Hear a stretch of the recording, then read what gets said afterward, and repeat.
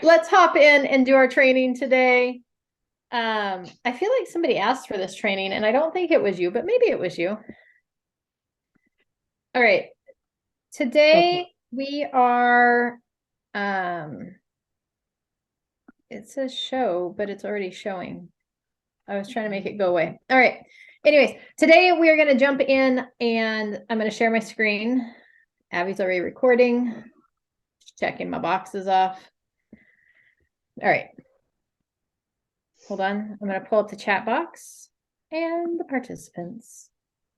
So I can see people unmute themselves and move you around. All right. So today we're going over how to do forms in both Jotforms and in Google Forms. So Jotform is a free platform. Well, it's free up to 5 forms. So you can only have 5 forms going at one time. So you can have more than 5 forms, but only 5 forms at one time. It's jotform.com, which is Jotform. So jotform.com. I was turned on the Jotform by one of my real estate idols. So of course I started using it and I do like it. So why would you need Jotforms? What is the purpose? Well, let's say that you have a farm and you wanted to do some sort of a collection day or something, or maybe you were going to do a neighborhood garage sale. You could create a Jotform like I did for the garage sale registration and share the link or create a QR code for that link and put it on all of your printed information or your social media posts or whatever it is. And then people could scan that and then register for your garage sale. And then you can set up the form however you want to. So you could have 5 forms all at once. So notice I have 6 forms here, but these here are these light gray ones. Those are ones that have been inactivated. So they're not activated, so they don't count towards my active form count. Now keep in mind that if I had more than 5 forms active and I tried to create a new form, I unactivate one so that I can create a new one. You may keep getting the error message. This happened to me last week, that I have 5 forms. I thought maybe I needed to delete them. You don't. Just refresh the page. Sometimes you may need to log out and log back in after you deactivate some of the forms so that it'll register that you only have a couple active forms. Once you have forms created, you can edit the form and you can go to more, and on more, it allows you to, you can create as a template. You can clone it. So like, oops, I just clicked on inbox. That's not what I wanted to do. So like I had the Realty One group training for this last week on the Chat GPT. I'll get it right at some point. Chat GPT, and then our June trainings on notice of defaults, and I needed a new registration page for that. So what I did was I just went in here and hit clone, and then I edited the clone form, and then I just updated the titles and stuff on it and the dates. So it made it really easy to recreate the form, because a lot of times we use the same type of form for the same thing. This might be a good way too, using Jotform might be a good way to solicit client feedback. You could create a seller feedback form and a buyer feedback form that you could send out in order to get client feedback. This would be one way to do that. You could use it there, or maybe you were going to do like a giveaway on your social media and you wanted people to be able to register. Jotform would be a really fun way to do that as well. One of the reasons I like Jotform is that it's really customizable. So if we look at like this training here, let's go edit form. If we look at this form, once it ever loads, you can see that you can like customize the color scheme. You can customize the background. You can customize any of the fields. So it just is a really nice, clean looking form that you can do. So in order to create a form, we're going to go, any questions so far? Nope. All right. That was my next question. How to create one?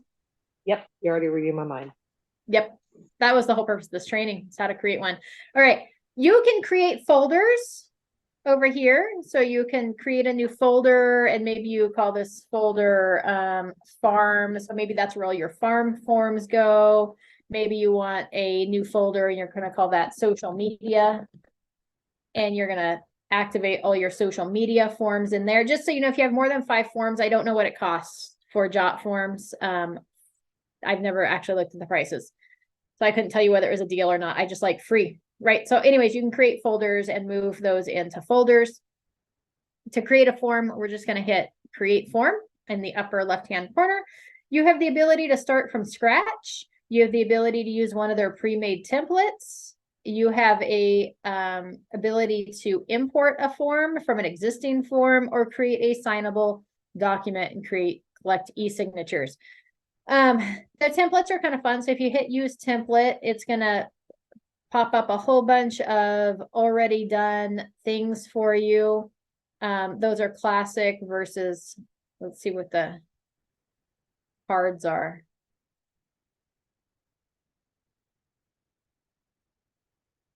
There's some pretty ones. These are the card forms versus the classic. So they look, I don't know, a little bit more modern. Information request form. And then you can go by types, whether you want like an RSVP form, consent form, appointment, contacts, questionnaires. There's all sorts of fun things in here. You can search by industries, right? You can search by professionals. So who knows what you might find. And you can also come in here and filter and sort. So popular, trend, recent, language. So you can search those forms. You can also come over here to hit search and maybe I want like mountains because I'm dreaming of being outside. No results found. How rude. All right. So MOU. Okay. I just didn't like mountains. It likes mountain. Look at this beautiful camp application form, registration. So maybe I want a RSVP.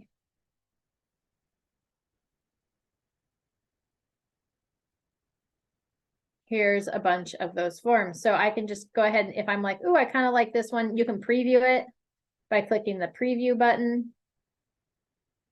You could spend hours in here just cruising through templates, just for the record. Look at event RSVP. Find out who's attending, gather logistical and preferential information to help make your event a success. If you're like, ooh, I like this one. Still loading. Oh, that's even prettier than it looked. We hit the little start button. Here you can put in what you're RSVPing for, event information, the date and time. So this one is the card form. So it's flicking through each one. Versus on the other one, it's kind of all on one page and you've got a little progress bar across the top. And you can delete stuff if you're like, man, yeah, I like this one. Let's use this template. Then we can hit use template because we can change things out. So once we click use template, it's going to load that template up for us.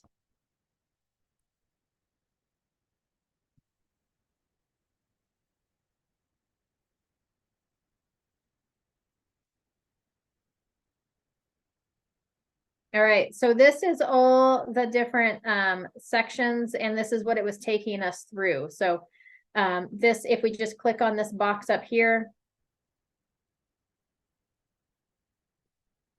Oh, here, we're gonna hit, I think we should just be able to click on it. There, I just clicked on it, and then over here is the image, so I can remove that image. You can choose a file to upload a new image. You can go to your images if you already have stuff loaded. So here, use selected. You can just load stuff in there. You can change the size of it. So here's where you can change that size. If you're like, man, that's a little too big. We want that smaller. We're going to make it 400 width. It's locked in the aspect ratio with this little lock button. So it's going to squish it both ways at the same time. If I undo that, then it doesn't move those at the same rate. Here, you can change the image alignment, right? So you have all these different options that you can change it to. Once you're done, you can just X out of that one. It'll save those changes. You can go down to the next line. here's where you can change the text. So event information, you can change the font, the size, the formatting, bold, italic, underline, right? So all the different things. You can add images in here. You can add links. So there's all sorts of different things you can add and change. So if we're like, let's change the text color. We want it to be blue. There we go.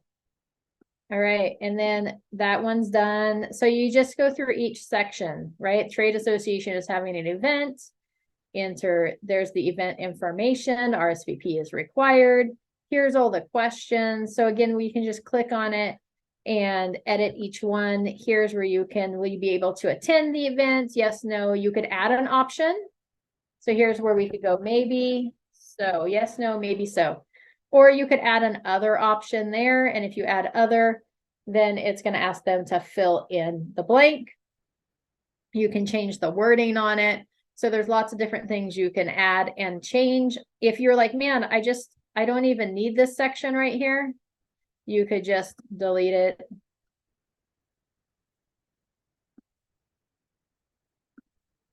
So I'm just clicking on each one and just removing it. So this is how you can kind of move through the templates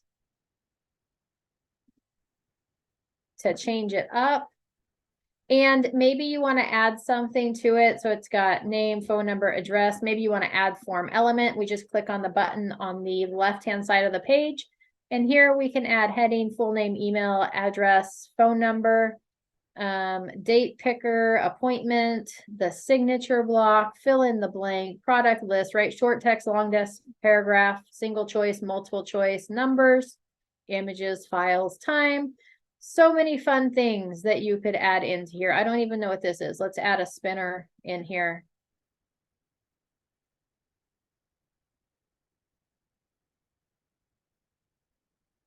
Type a question. What color is the sky? Oh, it's got 1, 2. Oh, so the spinner just allows you to scroll through numbers. Here, because I've clicked on this field now, I can change it. Not only that, but you can make things required or not required. So if I hit required, then they're required to answer this question. Sublabel, this goes below.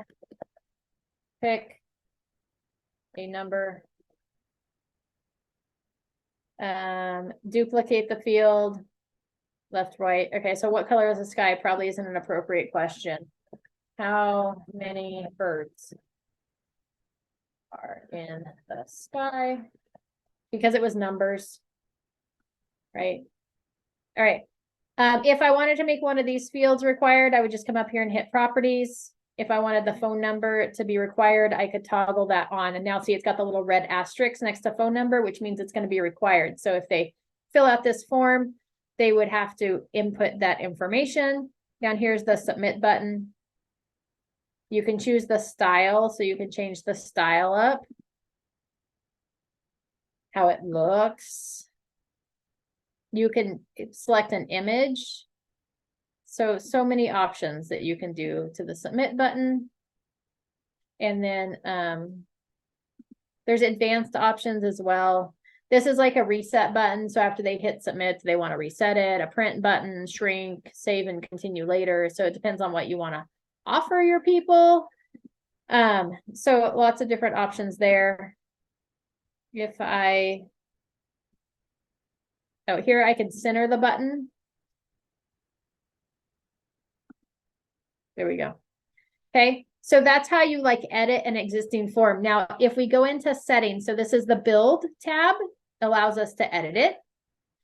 The settings tab allows us to change the settings. So this is like the form title and whether it's enabled, disabled on a specific date. So you can automatically, like if I had a registration form for a class that was at 3 o'clock today, I may want to disable it by noon today, so that people can't register after that time place, or a specific submission limit. Maybe you're only allowing 50 people to register. You could shut it down after 50 people. So there's lots of different form statuses there on when it would go inactive. This is the emails is the next setting. This is, hey, who gets the notifications of the form. And just so you know, if you want more than one email, you have to upgrade your account. So I already have one notification to do more. I would need to update it. So it goes to me. So that's where your autoresponders go though. Your conditions. So this would be like, you can set up conditions. So you can use values and fields to do complex calculations. You can enable and disable content, skip to hide a page. You can change the thank you page, create an email recipient, redirect your email alerts according to the form entry, or show hide fields. So, right. So this would be like, hey, if we'll be attending the event is equal to yes, then we need to show the question for number of people attending. Okay, so you can set it up for that. So you can set up these fields and really play with it so that it makes it so like if this happens, then we would proceed on. And if they'd answered no, then so if we said if they'd answered no, then you could hide multiple. You could select all the other fields that were multiple so they could just submit it. Like, sorry, you don't get to see what kind of food options you had or anything else. After that, we're just gonna hide all of these fields except for submit and hit save. So now if they answered that they're not attending the event, we took away all the rest of the information and just left it so they could submit it. Okay, we probably want them to put in their name and phone number or something maybe, but they can RSVP no. Okay, so you can set up and you can play with those conditions. They're kind of fun. There's a thank you page. So you can show a thank you page after submission or redirect to an external link after submission. So this might be where you want to, if somebody was registering for a real estate related event or a contest or something you were running, you may want to redirect them then to your webpage to search for home or your website, right? So you could hit redirect to a link, or you could show a thank you page after submission, and then you can edit this thank you page. Okay. Those are really the coolest things that you're going to use on this Jotforms. Any questions about editing or formatting your registration page or Jotform? Yes, Stephen? Yes. Yes. Look, another person jumped in. Woohoo! It's Deborah. When you did the hide all of those, Yeah.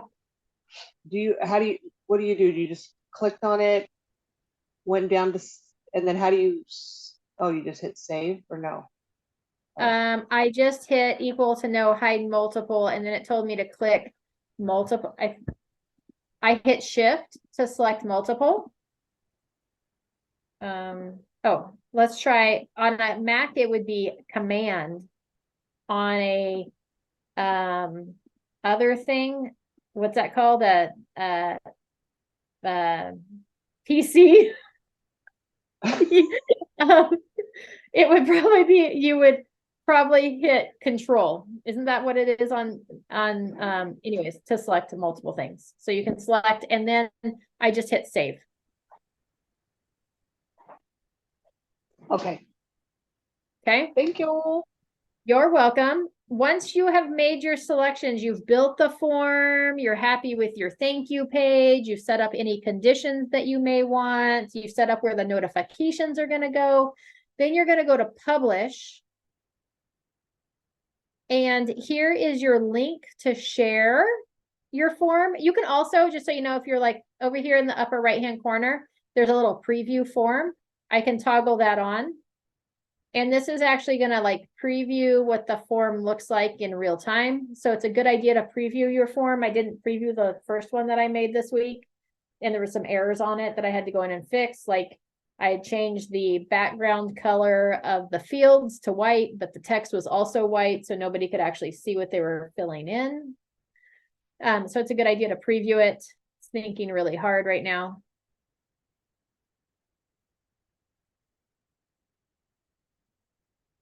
And you can preview what it's going to look like on a desktop, a tablet, or your phone. So remember, most people are filling stuff out on their phone. So you do want to toggle and look at it.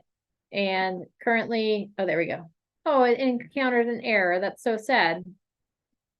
You're not helping me, Jotform. All right, let's take that off. We're going to go back to unpreview. We'll go back to that here in a second. You can share the form. Here's the link.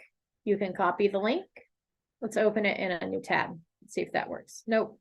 It hates me today. Try again in 30 seconds. All right, we'll come back to that. All right. Sorry, now you guys are in my way. All right. You can invite by email, so you can send people the invite via email. So they'll get an email of it. And you can copy this. This is where share your link in various social posts and through emails.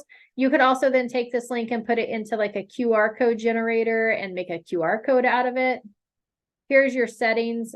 Private form would be only available to invited people. Public form would be anybody that has the link can access it. And you could do company access where only people in your organization can access it. And then your permissions or people can either view and submit the form only. They can submit and view later. So most like registration forms probably just need to be submit only. But like if that last one was like an RSVP, it was really set up more like a wedding. Maybe they want to be able to view their submissions later to see what they selected, or maybe they want to be able to view and edit, right? So maybe if you were doing like a garage sale, you may want people to be able to edit it so they can go back in there and change what it is that they're going to have at their garage sale. You can show the view submission link on your thank you page, show the view submission link in the autoresponder email, or allow form fillers to contact through inbox, right? So you can change those options. So if we did it on the thank you page, then once they hit submit and they went to the thank you page, it would have a link there that would say to view your submission, click here. And same thing like the autoresponder email, they would get an email, thank you for your submission. And if they wanted to view and edit, then they would get a link in that. So depending on what you change there on your settings. Okay. If you wanted to create a form from scratch, oh, I didn't show you how to do any of the background stuff. Okay, hold on. We're going to go back into that one real quick. All right, we're going to go back into edit form because I didn't show you how to change up the background. My fail.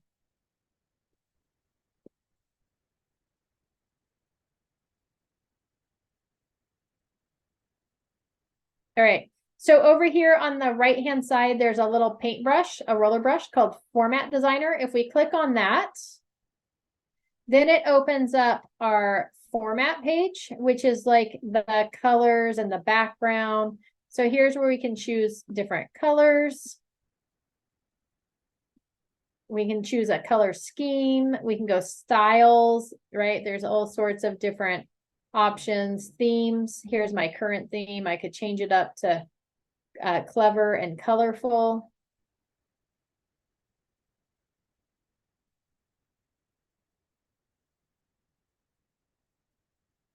Oh, look at that. It's so bright and cheery. We can go to layout, and this is where you can toggle between classic and card formats. So page form color, here's where you can change up. So I've chosen this page image. So if I wanted to change the page image, I could hit remove image here. If I didn't want that confetti page, and I could choose a file. Oops, I think that was the wrong spot, but that's all right. Oh. All right. I have no idea what this quote says, but we're going to go with that one anyways. See where that puts it. So this is the form image. So now that's on the actual form itself. So as you can see, that's not really conducive to life in general. It's got it back there, but you could change up that image, or I could say, hey, just remove image. And I just want the form background to be that gray color. This would be the page image. So this is the form where the actual fields are, and then the background is the image. So you could choose a file to go there.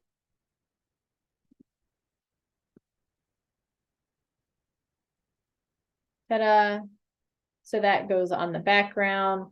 So you can, and then this would be the input background. So you can change the field. See how this field changed to that green color. And you could change the font color. So you can make it just a really fun form. Okay, so that's how you kind of mess with those. That was, again, that was going back to the template. And then once you're done, you just hit save. And now here are all your changes.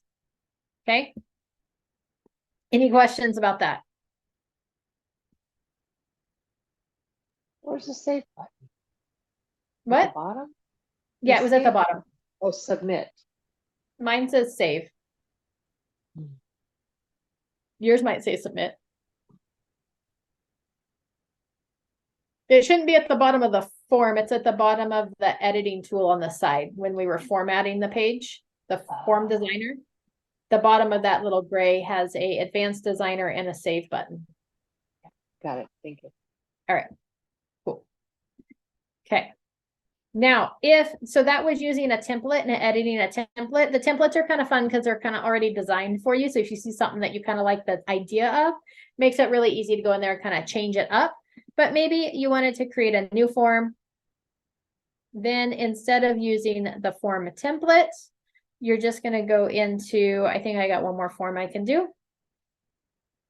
Yes, we just go create form, and then you would start from scratch. And then do you want classic design? Again, that's where they're all on the same pages. Or do you want it card format? We're going to choose classic.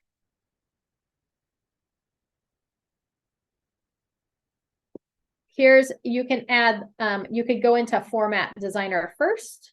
You're still going to have access to those themes. So you can still choose a theme if you want to, which would be like the basic layout of it, right? So like this one has nice rounded corners and some images. You may not even like really pay attention because you may be like, well, I'm going to change up whatever the images are behind, but I like the placement of this one. I like the design. Like I'm kind of attracted to this one because it's got like smooth corners. At least it looked like it has smooth corners. It doesn't look like the corners are as smooth here. So that made me like it less. So we're going to change it to this one. All right. And then you could change up the colors, or if you're like, well, that wasn't I just like the idea of this one. I didn't like that image. We just hit remove and choose file.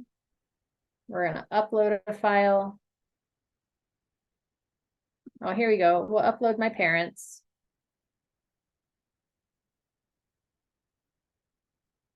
There we go. Nice forest scene. So you can do that, and you don't have to choose a theme. You can just start with a blank one and then choose your colors and choose how you want that form to flow and look. And then once you're done there, you're going to hit save. I know you guys were all hoping you could see my parents, but you can't. They're at the bottom of the picture. You're going to hit add form element on the left-hand side, which opens up all the different things you could add to this form. So maybe you want a heading. You can do that, and you can edit, you can rearrange it by clicking and dragging. So, oops, I clicked too much. So here's where I would choose like event registration form. That's where you'd put your title. You could choose a subheader. We can't wait. I forgot my apostrophe. It doesn't like my apostrophe.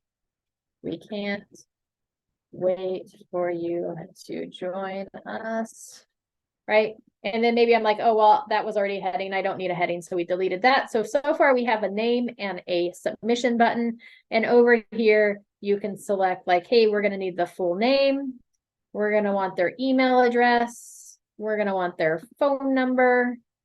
And we want them to be able to answer a question in a short text. And then you can come back and you can edit these, right? Like name, this is good. It's got first name, last name, but maybe I want this, see, it doesn't have little dots, so it's not required. So I can go into properties now and come down here and hit required. And now that has a little asterisk by it, so it's required. Same thing with the email. We're going to hit required.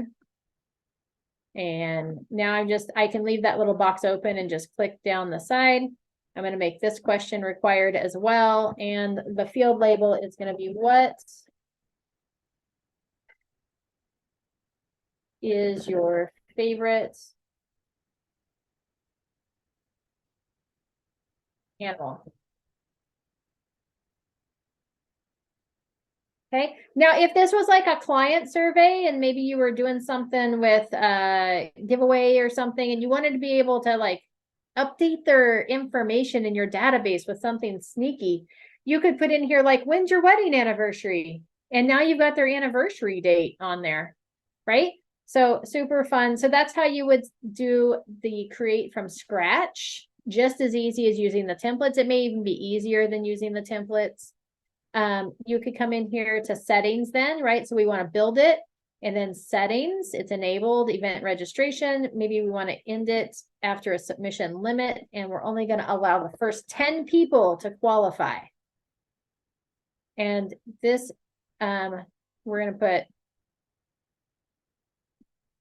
all spots have been reserved. Stay tuned for the next box. Okay. All right, so we got that. And then after we choose our form settings, here's our event registration form. We're going to call this webinar 1. Then we're going to go to the publish. And then here's where we get that link to share with other people. So super easy to go through there and set that up. Any questions about Jotform? No, ma'am. All right. The other place that you can create forms is going to be inside of your Google Forms, which is equally as fun. So we're going to open up a new window. We're going to go into your Google Drive.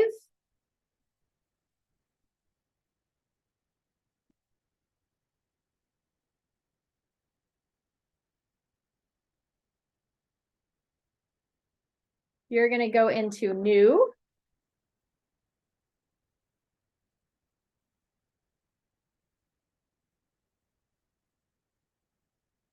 Maybe. Trying to wait very patiently without clicking on it a second time and messing everything up. All right, I think I'm good now. All right, you're going to come down here to Google Form. And do you want a blank form, a blank quiz, or from a template? So you can set it up differently. So we want a form. And again, why might you use Google Forms? Well, like I set this up, right? I shared it in the Foxhole group. I set this up to be an MLS listing input form for my sellers, where it comes in here and they put in all their information. You might do it for a registration for a garage sale, for your farm, an event, an activity. You could set up a feedback form in here for your clients. Where you get that feedback. Here's, so this form is set up in purple right now. So here's where I can customize my theme. So maybe I don't want purple, maybe I want blue, or maybe I want to add a color and I want it to be this color right here, add. And then you can choose which shade of that you want for your background. Right, versus the form text. So you've got some options there. You could also put an image in the header. Select a header. You've got things that you can choose. You can upload something, or you can go to photos. If you had photos, we're going to go into party. I didn't like that one. Oh, we like trees. All right, insert. So now it's put trees on the header. Oh, it changed my color because of the trees. Probably a good choice because the trees kind of clashed with that teal color. I could change it to the green though, and then we could change the background to a prettier green. You can change the text here. So here's the question text. Versus, so see, there's my question versus the text or the answer. So we're gonna go there. So that would change the answers to the form. So that's how you do that. Here is the untitled form. So if you just click on it, you can update it. Name your form. And you can put a description on here. Register. Oh, please let me know how I did. Okay, again, you've got bold, underline, italicized. You can insert links. You can make it a numbered list, a bulleted list, or remove formatting from that. You could also come in here and say, hey, we want to add a photo. It's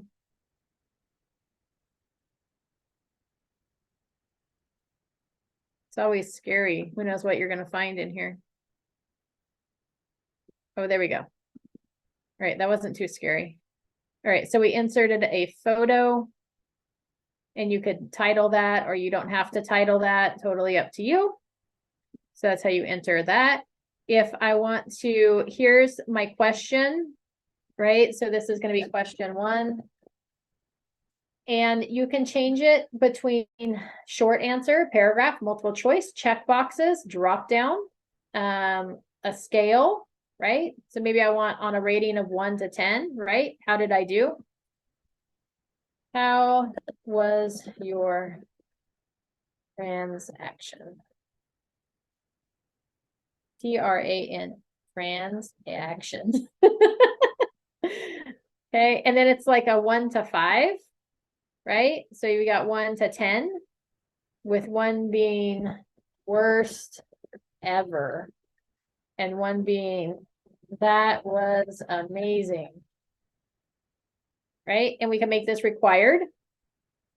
And then we could come down here and your options are description, show. You could duplicate this or you could trash it. If we want to add a box, we just hit the little plus button here on the side.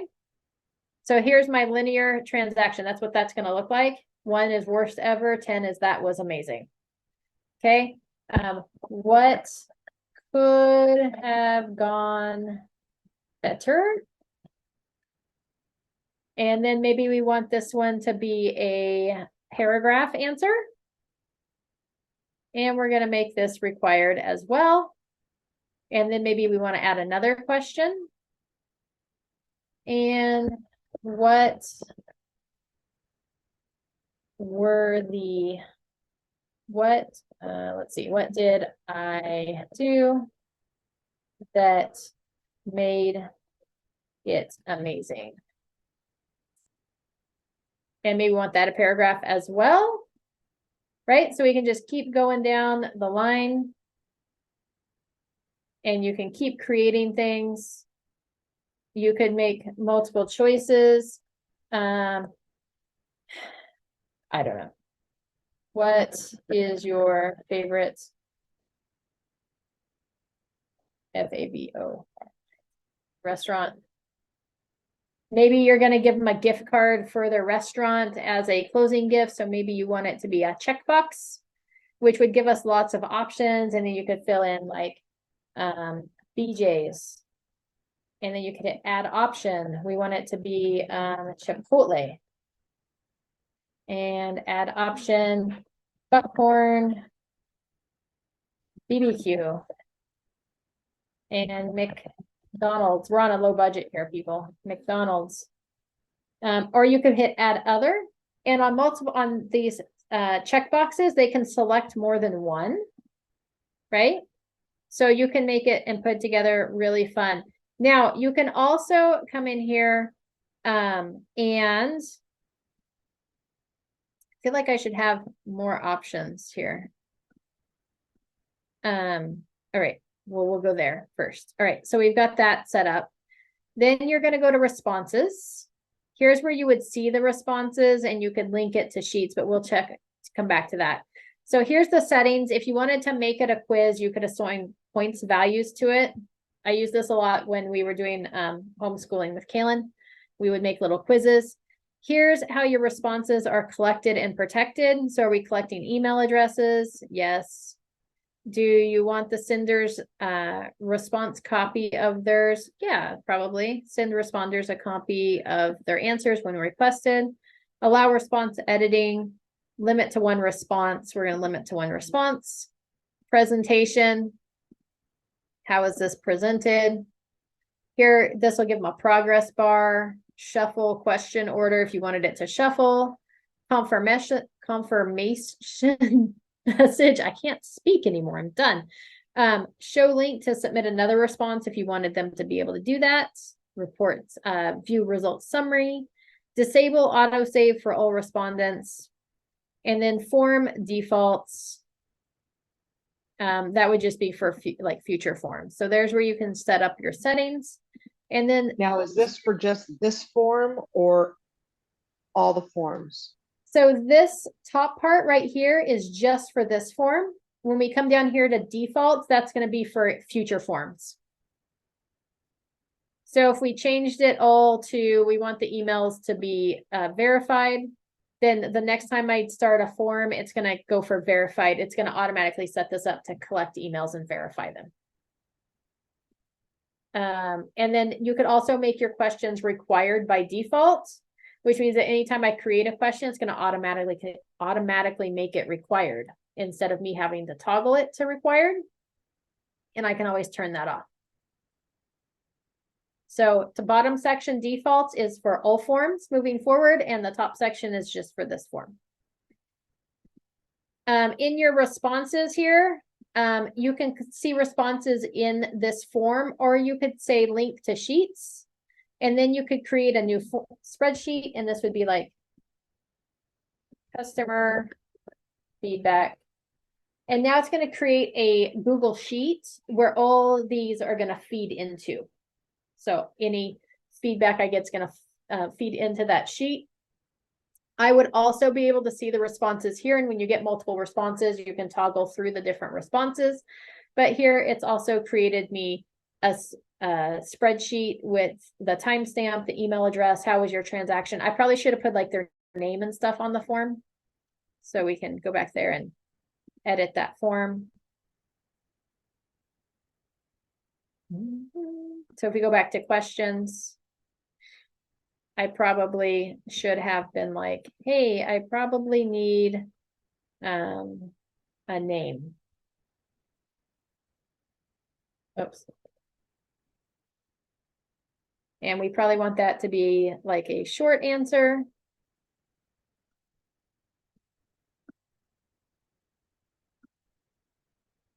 We may want their phone number, so we could hit add phone number. Short answer. It's pretty smart. It's picking up that that should have been a short answer without me having to change it. And then we want their email address. Oh, we actually don't need their email address because I asked the form to collect their email address anyways, so we could do that. Also, once you've created the question here, it's got these little dots on the top of the box. If you drag it, you could reposition those questions. So you just drag and drop, allow you to rearrange the questions and the order.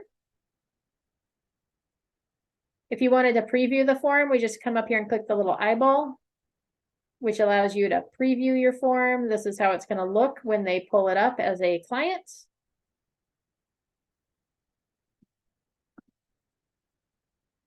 This is back to the form. You can create sections as well. So if I hit add a section, so like name your form, this is section 1 of 2.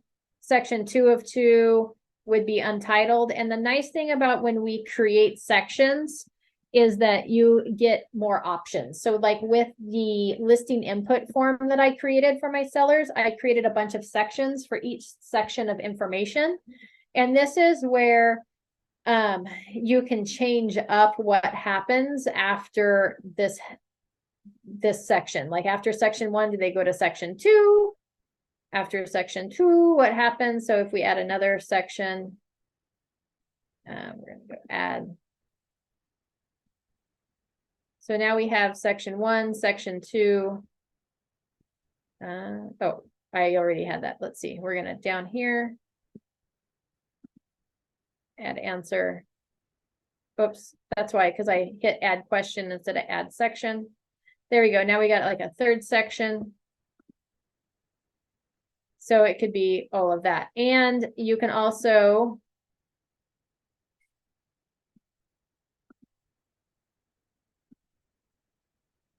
I'd have to look back up how to do it because it should be fairly simple, but I had it where it skipped sections. So based on, oh, here, I think it's in the settings. Let's go change settings. Nope. I'll have to look back up how I did that because in my MLS entry form, like if they selected, they didn't have solar, they skipped the solar section and they went, or they skipped that solar section, they went to the next section. Whereas if they hit yes, then it went into, no,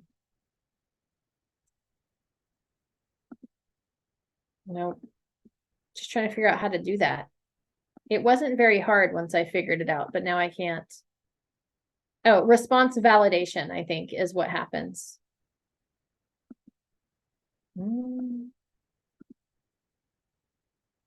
Anyways, it answered it. And then I think you set it up to, I'm gonna have to figure that out. It was really easy. Anyways, it skipped sections. So if they didn't apply, it skipped them. So they didn't have to answer questions that were unnecessary. So you can set it up that way as well. That on Jotforms, where you go into the conditions, that you can set up that way as well. If they answer this one, then you continue on. If they answer no to this one, then you skip this section. So you can set that up on Jotforms as well as your Google Forms. But that's how to utilize Google Forms. Once you are done here, you just go over here to the send. And this is where you can either email the form to somebody.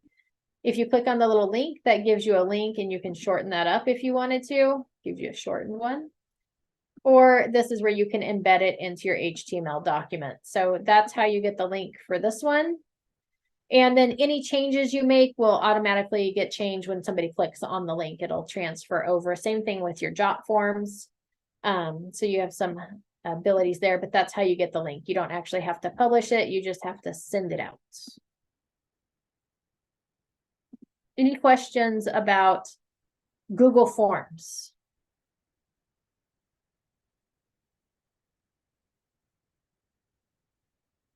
No, ma'am. No, ma'am. The one thing that I always forget to do with my Google stuff is I forget to name it. So you probably want to name your form up there. If you click on it, it just selects like the top line, but you may want to name it so you can find it in the future. And you can always put it in a folder as well by doing this, which will help you organize your Google Drive. So a couple different options there for forms. You can use either one. I don't think one's better than the other. So you've got options. Any questions? Make sure you log your attendance. It's in the chat box. So you can log your attendance and log any trainings that you'd like to see in the future. And just a reminder that next week we're changing up our schedule. So we will have class on Tuesday at 3 o'clock and Wednesday and Thursday at 9 a.m. Oh yeah, next week we do. So, and then the next week we don't have class on Tuesday. We don't have Tuesday class. So, but next week we have Tuesday, Wednesday, Thursday, Tuesday at 3, Wednesday, Thursday at 9, and that'll be our schedule through the end of August. And the new schedule is coming out very soon. So that'll get posted and shared so you can see what it is, but we're bringing out some car forms trainings. We're bringing up some scripts practice. We're bringing in some lenders on a regular basis. Brickhouse Mortgage will join us once a month. Placer Title Company will be joining us to teach us about things like mobile home transactions and 1031 exchanges and trusts and probates and all sorts of fun things. And then we're going to integrate in those trainings that you guys requested as well. So it'll be a fun few months of training. And then don't forget to mark your calendars. We have the special training coming up on June 22nd. I know that's like a month away, but we have, I can't remember what his name is, from Southern California, who specializes in notice of default listings. So he'll be teaching us what his methods are on notice of default. And then in July on, I want to say it's like the 24th, but don't mark my word for that. We have Scott coming back, who was here last week. He'll be coming back to teach us about keywords and Google SEO. You said no training, what day next week? Next week we have training all 3 days, but the week after that, on Tuesday we don't. So the 6th, no training on the 6th. Oh, perfect. Okay. Okay. Fabulous. Hope you guys all have a fabulous day. Holler at me if you need anything, and I will see you all next week. Thank you, Amy. Thanks, Amy. Thank you.